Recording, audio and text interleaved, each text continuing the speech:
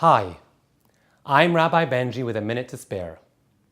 Recently, I read a midrash that tells the story about an alcoholic who was spending away his fortune on his addiction. His children decided to teach him a little lesson.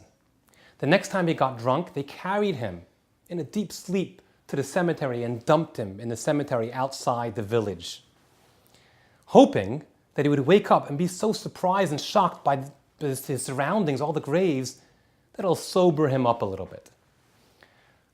Sure enough, a short while later, some wine merchants pass through and they hear there's a tax collector going through town, so they dump all their wine in the cemetery.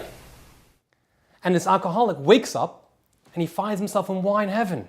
He's surrounded by barrels and barrels of wine. 3 days later, his children come to check, see how their father's doing, and to their great surprise, they find him drinking out of a barrel of wine. And at that point, they throw up their hands and say, look, if he wants his alcohol, he's going to get his alcohol.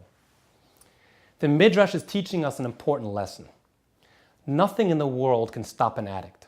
The addict will find every way in the world to feed his or her addiction.